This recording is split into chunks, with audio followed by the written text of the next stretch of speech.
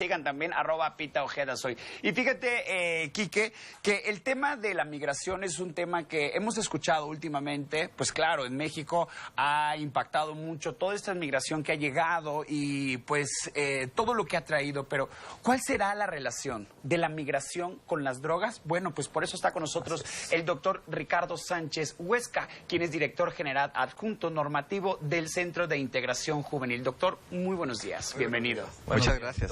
Muchas gracias. Pues sí, el tema de la migración es un tema que hemos estado escuchando, lo hemos escuchado toda la vida, pero lo estamos escuchando últimamente muy fuerte en México. Pero aquí el punto es, ¿qué tanta relación o qué relación existe entre la migración y las drogas? Muy interesante la pregunta.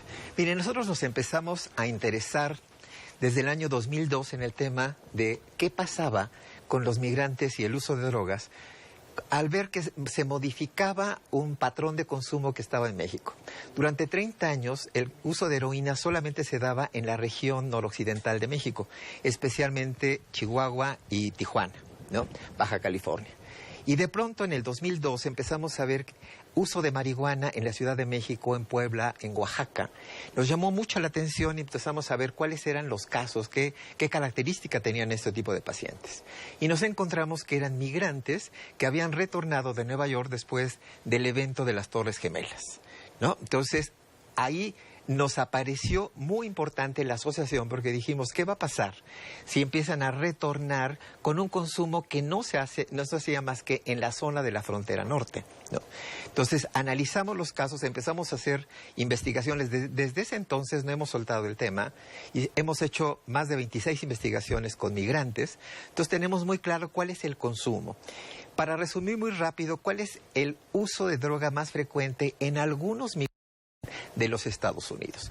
Especialmente no tanto heroína, es un poco de heroína, pero mucho más metanfetaminas. ¿Y por qué? Por los efectos que tiene. El uso de la metanfetamina que permite al sujeto disminuir la sensación de hambre, de cansancio, y entonces esto tiene que ver mucho de por qué nuestros migrantes se iban a Estados Unidos y continúan yéndose, pues para dobletear o tripletear jornadas de trabajo, ¿no? Ellos van para tener mejores condiciones de vida y con eso mandarle a la familia en México. Claro. Entonces, si esto me permitía, la metanfetamina me permitía estar 2 veces o 3 veces más en jornadas de trabajo, lo hacía. Entonces, sin darse cuenta de que pues es una de las sustancias que más adictivas y que causa muchísimos daños. Entonces, empezamos no solamente a hacer investigaciones, sino empezamos a tratar a nuestros connacionales que estaban de retorno. Pero en este asunto, doctor, y si podemos contextualizar un poquito, ustedes hablan de investigación, ¿no? Y de que llevan muchísimas investigaciones hechas al respecto. En realidad aquí la pregunta es, los centros de atención juvenil, de integración juvenil, ¿cuál es su labor en general? Porque ahorita estamos hablando de la migración, pero ¿cuál es la labor y cuánto tiempo tienen? También muy interesante. ¿Por qué una institución que se dedica a la prevención, el tratamiento, la investigación y la formación de recursos humanos para tratar adicciones, por cómo se metió en migración? ¿Sí? Bueno, estamos muy atentos también de todos los eventos sociales que causan, ¿no? Entonces, en el 2002 descubrimos esto. Pero le platico un poquito qué hacemos. Estamos este año cumpliendo 50 años. Los centros de integración juvenil fueron fundados por la señora Kena Moreno en el año 1969. De una manera pionera se dio cuenta de que el consumo de drogas estaba empezando en las juventudes y podría ser algo que aumentara con el tiempo. Entonces, en ese entonces ella era presidenta de Damas Publicistas de México y Asociadas y crearon un centro que le llamaron Centro de Trabajo Juvenil, con la idea de que, bueno, si la gente está haciendo algo, si está produciendo, entonces no se va a meter al consumo de drogas. Y empezaron a crear empresas juveniles, es decir, empezaron a dar trabajo y actividades a los jóvenes. Pero muy rápidamente también se dieron cuenta que era más complicado que eso y entonces empezaron a armar un grupo de profesionales de la salud mental y en el año 1973 cambia ya a Centros de Integración Juvenil, AC. Ahora, desde ese entonces estamos haciendo estas 4 grandes actividades, ¿no? Prevención, tratamiento, investigación y formación de recursos humanos. Cuando hablamos en este momento de prevención, pues estamos ya impactando a prácticamente 10 millones de personas en toda la República. De un centro que era en 1969, actualmente somos 120 centros y estamos en todo el país. Tenemos 12 unidades de internamiento para cuando la adicción ya es algo crónico, con muchas dificultades para ser tratado de manera ambulatoria, entonces hospitalizamos. Y tenemos 2 unidades de metadona, que es para usuarios específicamente de heroína que requieren un tratamiento muy especializado. Entonces, ¿cuántos pacientes regularmente atendemos al año? Alrededor de 130,000 pacientes. Que además no todos son juveniles, ¿no? O sea, bueno, esa es esta es la otra interesante, cuestión, ¿no? El nombre nos engaña un poco, tal vez, ¿no? Exactamente. Es decir, hace muchos años también nos planteamos la necesidad de cambiar el nombre porque la gente decía, bueno, yo no voy a ir porque es solamente para jóvenes, entonces ya tengo 50 años, ya no es para mí. No, es un niño el que tiene el problema, desafortunadamente hay niños que también están usando ya drogas, esto ya no es para mí. No, es decir, nosotros atendemos desde niños, de hecho trabajamos de manera preventiva desde kinder, ¿no? No hablándoles a los niños de drogas, por supuesto, sino creándole todas unas condiciones de mejor desarrollo, ¿no? Cuando la gente piensa, cuando previenen drogas van a hablar de drogas, no, hablamos de estilos de vida saludables. Porque cuando una gente se siente a gusto, está satisfecho, está feliz en su vida, pues no va a buscar droga, ¿no? Muchísimas de nuestras actividades de prevención son el incremento de un buen manejo del tiempo libre, tenemos actividades culturales, deportivas, recreativas, muchas cosas que permiten al joven tener, a jóvenes y a otros, a niños y adultos, tener una vida plena sin necesidad de drogas. Ahora, regresando un poco al tema de la migración que detonó en mi cabeza varios panoramas. Cuando hablamos de la migración, efectivamente pensamos en una sola persona que va a buscar el sueño americano o el sueño mexicano o el sueño latino. Puede ser el sueño latino en general. Así un sueño, no una mejor calidad de vida. Existe este tipo de migración donde una sola persona se va y manda dinero. Pero también existen migraciones donde la familia completa cruza países completos para poder llegar al destino final. Cuando habla usted de las metanfetaminas que les ayudan a soportar pues el hambre, los caminos, el etc. A mí lo que me viene a la cabeza es, entonces, ¿la familia completa está consumiendo anfetaminas? Ok, esta es muy buena pregunta también. Porque si no se nos queda una falsa idea de los migrantes. La mayoría, en todas estas investigaciones que hemos encontrado, la mayoría de los migrantes no utiliza drogas. Es decir, hay un porcentaje, y es un porcentaje mínimo, el que la usa. Esto es muy importante, porque si no vamos a tener una doble discriminación de la migración. Claro, así es. ¿No? Es decir, de por sí ya tenemos en muchos países, y desafortunadamente en México, también un prejuicio sobre quién es una persona migrante. Entonces, de principio que se nos quite la idea de que van a utilizar necesariamente drogas. No, algunos de ellos usan y utilizan básicamente estas sustancias para, lo que decíamos, tener mayor rendimiento, ¿no? Ahora, usted también toca otra cosa muy importante. Cuando uno piensa en migración, solamente piensa en el que se va. Claro. Pero la migración es algo que impacta a toda la familia y a la comunidad completa. Cuando un miembro, cuando el papá, cuando la mamá se va, la familia completa cambia, ¿no? Y entonces en la familia hay que tratarla también. Todos los tratamientos que nosotros proporcionamos también atienden a toda la familia porque sabemos de esta problemática. Yo siempre pongo el ejemplo como de la luna. Nosotros vemos solamente una cara de la luna, pero hay otras caras que no son visibles, ¿no? Son los que se quedan y los que retornan. Imagínese el drama de un papá, como está pasando ahorita, que estuvo 30 años en Estados Unidos, que muy pocas veces regresó a México porque no tenía la visa, y entonces tenía el miedo de que si ya no podía regresar, ¿no? Y entonces mandaba el dinero, ¿no? Muchos de ellos mandan el dinero religiosamente, y entonces tienen sus casas enormes, ¿no? Y ayudan a la familia completa y ayudan al pueblo completo. Son las famosas sobremesas, me parece. Exactamente, ¿no? Pero cuando llegan aquí después de 30 años, al ser repatriados, por ejemplo, en todas las condiciones que están pasando ahorita, pues ya no encuentra la familia. Este es un señor ya totalmente extraño, ¿no? Ya los hijos que dejó cuando tenían 2 o 3 añitos, pues ahorita son adultos que nunca lo oyeron, ¿no? Los nietos seguramente tampoco lo reconocen. Entonces, imagínese el drama de alguien que llega a un lugar que ya no, del que ya no es ni de allá ni de acá. Fíjate qué interesante es el tema, porque hace unos meses, o el año pasado, el año pasado me parece, con el tema de los Dreamers, fuimos Pito Ojeda y yo a entrevistar a los primeros Dreamers que llegaron a México, y cómo de verdad veían a México como la tierra de sus padres. Exacto. Porque muchos nacieron allá, Y muchos se fueron cuando tenían 5 o 6 años, que prácticamente hicieron de Estados Unidos su patria.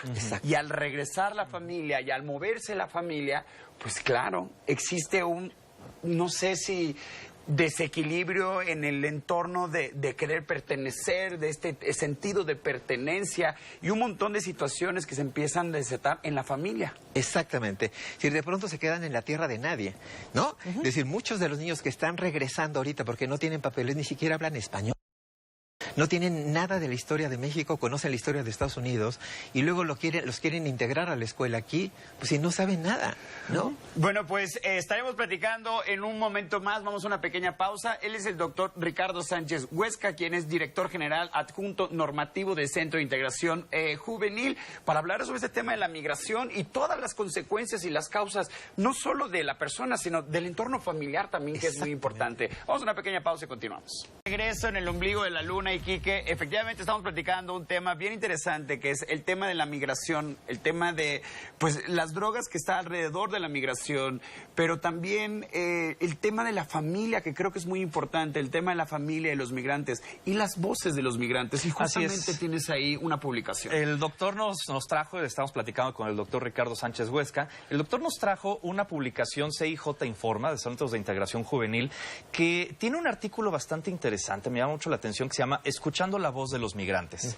Y hay en este artículo, son una serie de entrevistas, ahorita nos platica un poquito más, doctor, pero hay una en particular que a mí leyéndolo me llamó muchísimo la atención, que es de una mujer de 37 años, originaria de Guatemala. Y ella cita, tal cual, el testimonio que dice: para llegar hasta esta frontera, le pagué a un pollero que nos abandonó dejándonos en el muro, primer problema, donde nos recogieron otras personas y nos llevaron a una casa, en la cual fuimos maltratados, nos robaron el poco dinero con el que contábamos, segundo y tercer problema, tenía miedo de que me violaran de nuevo, es decir, ya la habían violado, y luego nos regresaron de nuevo al punto donde nos recogieron. Se acercó un señor y nos comentó del albergue, nos pagó un taxi. No quiero regresar a mi país. Si no me otorgan el asilo en Estados Unidos, buscaré la manera de radicar en México. Esta es una de muchas voces que nos encontramos y lo platicábamos ahorita fuera del aire, doctor. O sea, leyendo estas historias desgarradoras, pues creo que es bastante obvia la razón de por qué se terminan metiendo muchas veces en la droga. Hay un tema de escape de la realidad, que esta es la realidad de esos migrantes. Exactamente. Bueno, este es el caso de un nuevo programa que nosotros hicimos específicamente para la frontera norte. Correcto. Este lo armamos hace 2 años y medio con el cambio de administración de Estados Unidos, en donde se amenazaba con repatriar a muchos de nuestros connacionales.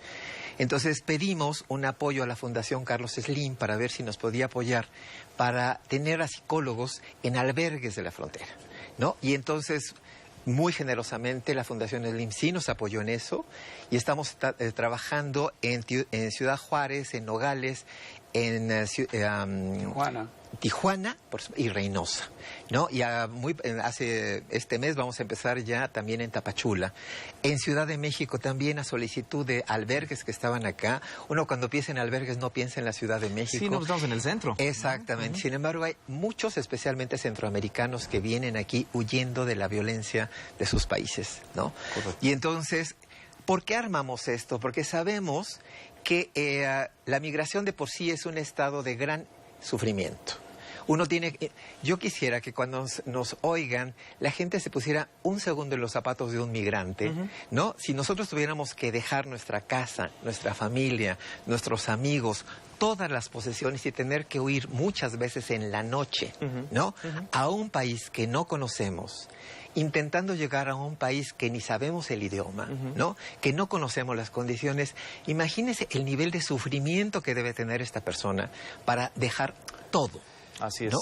Creo, perdón que les interrumpa, pero doctor, dijo usted una palabra bien fuerte, que a veces no nos damos cuenta de la verdadera situación de los migrantes en muchos de los casos. Cuando pensamos en migración, pensamos en en que la gente busca tal vez más dinero, que es como una idea general. Pero cuando usted usa la palabra huye, en la noche. Quiere decir que atrás de esa necesidad de huir hay violencia, hay desesperación, hay marginación, hay discriminación y hay un montón de cosas que rodean a una persona en un estado vulnerable que hace que deje su país, deje a la familia y busque una mejor vida. Exactamente. Fíjese que armamos este programa también para atender a una población que era muy poco vista, que eran todos los centroamericanos. Nosotros decíamos, bueno, si nosotros estamos solicitando a los Estados Unidos, y muchas veces fuimos inclusive allá, solicitando atención psicológica para nuestros connacionales, dijimos, pero nosotros tenemos que hacer exactamente lo mismo, ¿no? Es decir, nosotros tenemos que poner el ejemplo. Y entonces este servicio de atención psicológica lo ofrecimos no solamente para nuestros connacionales en retorno, sino también a todos los que encontráramos en los albergues. A quienes encontramos muy frecuentemente centroamericanos, especialmente de Guatemala, de El Salvador, de Honduras. La mayoría de ellos migrando por violencia en las casas. Me recuerdo ahorita el caso de una mujer salvadoreña que estaba yo viendo en una intervención en crisis, que tenía una chiquitita de 1 añito, ¿no? Y ella me decía cómo tuvo que salir. Tuvo que salir en la noche, después de haber estado acosada por los maras, donde la amenaza es que querían que uno de sus hijos se incorporara con ellos. Entonces ella no quería, por supuesto, y entonces inclusive llegó un momento en que acostó a todos sus hijos en la cama y dijo, si entran y nos matan, que nos maten a todos. A ese nivel, ¿no? Entonces decidió que iba a esconder a sus hijos y los escondió en diferentes lados de El Salvador, y ella salió con su hijita chiquitita en la noche para que nadie se diera cuenta, sin nada. Y así llegó, como decía muy bien, la gente de Centroamérica tiene que pasar no solamente una frontera, tiene que pasar varias fronteras, con todo lo que implica. Y luego llega finalmente a la frontera norte de México después de pasar muchas penurias, después de haber sido discriminados, extorsionados, muchos de ellos también lastimados por muchas pandillas. Finalmente llega a la frontera para no ser recibido, por supuesto, por los Estados Unidos. Claro, es desgarrador y es terrible todo este tipo de historias. Y es más terrible cuando vemos, por ejemplo, en muchos espacios, muchos noticieros, incluso en las pláticas de sobremesa, gente que piensa, bueno, ¿y por qué nosotros en México tendríamos que darle ese tipo de atención a los migrantes que ni siquiera son mexicanos, que son centroamericanos y que vienen y se están aprovechando, ¿no?, entre comillas, de esta infraestructura que ustedes, que el gobierno y que muchas otras instituciones también tienen? Y aquí la pregunta, doctor, y quisiera más bien esta parte quizás hasta un poco más ética y más humana, en el ser humano y en los sentimientos y en tratar a la gente como realmente debe de ser tratada, como ser humano, pues no debe de haber fronteras, ¿no? Si están aquí con nosotros, pues hay que atenderlos, vaya, están en un problema, están atrapados, están sin patria, y lo mencionamos en el bloque anterior, hay que atenderlos como seres humanos, ¿no? Exactamente. Hay una frase que a mí me gusta mucho de un expresidente ecuatoriano que dice, no hay seres humanos ilegales. Así es, ¿no? Así es. Es decir, no podemos tratar la migración es un derecho humano, ¿no? Y no debería de haber fronteras realmente, ¿no? Así es. Ahora, cuando vemos a un migrante, lo que tenemos que ver es todo el sufrimiento que ellos tienen. Y entonces, ¿por qué ayudarlos? Porque es un ser humano que está sufriendo. Y creo que en muchas ocasiones se nos olvida que como mexicanos también hacemos lo mismo. Exactamente. Y estamos buscando mejores oportunidades para nosotros, para nuestra familia, y que para muchos migrantes México es un paso, pero desgraciadamente en ese paso se quedan porque no pueden seguir adelante. Exacto. Y todo lo que hay alrededor de la discriminación al migrante, del rechazo al migrante, de la exclusión, del decir enfrente de ellos y públicamente que se regrese, no tiene nada que hacer aquí, no esto, no lo otro, que no se nos olvide que también nosotros estamos viviendo esa situación en otros países. Exactamente. Así es. Digo, tenemos millones de mexicanos viviendo en los Estados Unidos. Así es. Entonces, no se nos olvide que también nos gustaría que en los Estados Unidos trataran así a nuestra gente. Totalmente. ¿No? Doctor, usted nos comentaba, cambiando un poquito de tema en este sentido, usted nos comentaba que hay enlistadas o por lo menos detectadas alrededor de 900 drogas. Exactamente. ¿Cuáles son las que utilizan principalmente los migrantes, ¿no? ¿Cuáles son las que tienen acceso en este trayecto, en estos pasos, en este peregrinar? ¿Y cuáles son estas otras drogas que también existen y que a lo mejor la gente ni siquiera está enterada de eso? Claro. Bueno, también es muy importante para quitarnos ese prejuicio. Hemos hecho investigaciones también con centroamericanos centroamericanos en México, Ajá. ¿no? En su paso por México, y encontramos también muy poco consumo de sustancias. Ok. La gente que consume especialmente marihuana, que es la droga de mayor consumo también en México. Y en el mundo puede ser, ¿no? Sí, y en el mundo, ¿sí? Y en algunos casos cocaína, pero muy poco también, ¿eh? Correcto. Ahora, cuando vienen a México, contrariamente a lo que sucede con nuestros connacionales en Estados Unidos, que aumentan el consumo, los que usaban, Ok. los centroamericanos disminuyen el consumo, ¿sí? ¿Y alguna razón de que esto pase? Aquí en México seguramente es también por todas las condiciones económicas, ¿no? Porque pues para conseguir drogas hay que tener dinero. Por supuesto. Y es exactamente lo mismo en los Estados Unidos, porque nuestros connacionales, cuando están allá y están ganando ya en dólares, ¿no? Los que usaban incrementan el uso, ¿no? Ahora, también cuando hablamos de migrantes hay que ver que la migración impacta de manera, si yo soy un niño, es diferente que soy un adolescente o un adulto. Por supuesto. Impacta mucho más en un adolescente. Se confunden mucho más. Estoy en pleno proceso de construcción de mi maduración, identidad, así es. exactamente. Y entonces de pronto llego a un país que no es el mío, y entonces ¿a quién le hago caso? ¿A mis papás o les hago caso a mis amigos? Sabemos, por ejemplo, que en la adolescencia es muy, muy importante el grupo de pares, el grupo de amigos, ¿no? Entonces, ¿a quién le hago caso? Hace un momento usted hablaba también de qué sucede con los hijos que nacen en Estados Unidos. Muchos de ellos pues ya son parlantes de inglés de nacimiento y los papás no lo saben. Y entonces hay una trastocación también hasta de autoridad. Yo sé más que tú, yo soy más que tú porque yo hablo el idioma y yo tengo la nacionalidad. Y que en muchas ocasiones pasa el que los padres obligan a que mantengan su identidad de mexicanos sobre todas las cosas, porque como efectivamente lo que estábamos platicando y cuando tuvimos esta charla con los Dreamers lo decían, es que yo soy americano y esta es mi tierra. Exacto. Estoy empezando a conocer México, pero en mi casa me obligan a ser mexicano, Claro. no me dan la libertad de elección. Sí, esto es muy importante. Este es otro momento importante de los migrantes. Es diferente el migrante que va y llega a Estados Unidos al que nace ya allá. Tiene más problemas el que nace allá porque ahí sí tiene mucha confusión. Entonces, ¿qué soy? ¿No? Ahora, interesante, cuando es el primer momento de la migración, un factor de gran protección sí es tener nuestras raíces. Sí, claro. ¿No? Entonces, esta cuestión de tener los clubes de zacatecanos, de poblanos, de oaxaqueños en Estados Unidos, realmente es un factor de alta protección. A nuestros migrantes que no usaban drogas, allá les preguntaba, ¿y tú por qué no usas drogas? ¿No? Si estás tan expuesto, porque Estados Unidos es el país que con mayor consumo de drogas en el mundo, ¿no? ¿Por qué tú no? Él me decía, por mi familia, ¿no? Por el valor que me dio especialmente mi mamá, y también por los valores como la Virgen de Guadalupe y la Iglesia. Pues la verdad es que el tema de la migración es un tema bien sensible. Yo creo que es sensible para todos los lados, para cada uno de los países, para las familias que están migrando. Pero bueno, Centros de Integración Juvenil hace sus lazos para formar pues estas comunidades para poder ayudar multidisciplinariamente, como Sí. también lo hacen con los jóvenes en México y también lo hacen justamente con nuestros migrantes. Doctor Ricardo Sánchez Huesca, quien es director general adjunto normativo del Centros de Integración Juvenil, gracias por platicarnos de este tema y por sensibilizarnos. Muchas gracias a ustedes por Gracias, doctor, por la estar aquí con invitación. nosotros. Vámonos con Vamos una, a un corte. Sí, con una pequeña pausa.